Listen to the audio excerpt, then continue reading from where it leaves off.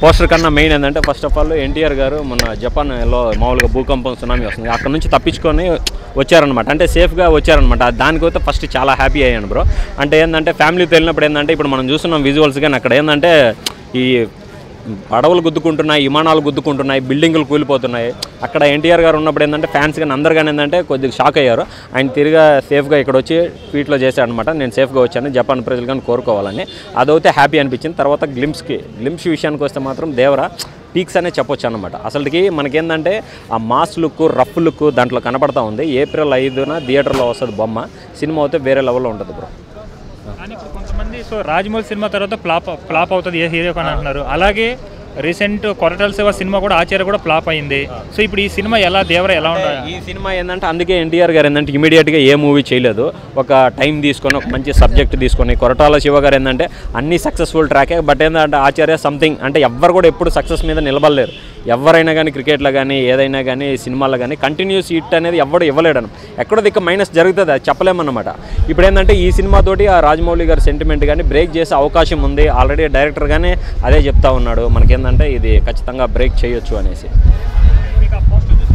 నాకైతే రఫ్ చాలా డిఫరెంట్గా ఉన్నాయన్నమాట. ఆ బోటు మీద ఇలా నిలబడ్డప్పుడు ఏంటంటే ఇది ఒక సముద్రం దగ్గర జరిగే ఒక కథలాగా అనిపిస్తుంది అనమాట. ఇంకా ఎన్టీఆర్ గారికి ఏంటంటే ఇంకా మాస్ సీన్స్ ఒక 4-5 జాలు బ్రో. మనకు సింహాద్రి లాంటి సీన్స్ ఒక 4-5 కానీ పడ్డాయి అంటే ఇంక ఈ సినిమాలో ఇంకా దేవరాని ఎత్తుకెళ్ళి ఎక్కడో కూర్చొని పెడతారనమాట. అలా ఉంటుంది. హీరోల మధ్య రిలీజ్ అయింది. సో ఎన్టీఆర్ మన రామ్ చరణ్ మధ్య. సో దేవర అయితే ఇప్పుడు పాన్ ఇండియా కదా.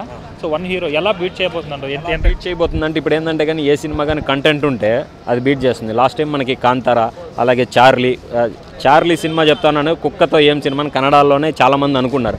కానీ ఏంటంటే ఆ సినిమా చూసిన తర్వాత చాలామంది కానీ క్రిటిక్స్ కానీ మెచ్చుకున్నారనమాట. ఏంటంటే ఏ సినిమా కానీ ఏంటంటే మనకి కంటెంట్ కథ కానీ బాగున్నదంటే కంటెంట్ కానీ జనాలకి యాప్ట్ అయిందంటే అది దూసుకెళ్ళిపోతుంది అనమాట. ఏ రికార్డులు కానీ ఉండవు అన్నమాట. అదిగా ఇంకా ఎన్టీఆర్ గారు దిగుతున్నారంటే ఇంకా అది మాత్రం మామూలుగా ఉండదు అన్నమాట.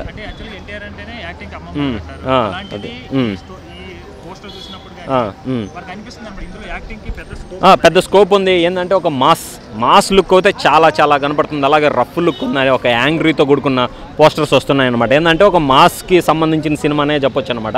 ఎన్టీఆర్ ఫ్యాన్స్ ఏంటంటే ఎన్టీఆర్ గారి నుంచి కూడా ఎస్పెషల్లీ మాస్ మనకి ఆది, సింహాద్రి ఉంటాయి కదా, మాస్ మామూలుగా ఉండదు అనమాట. మాస్ అక్కడ నుంచి ఎక్కువ డబల్ అయిందనే చెప్పొచ్చు అనమాట. ఈ సినిమాలో అది కనిపిస్తుందని నేను ఎక్స్పెక్ట్ చేస్తున్నాను బ్రో.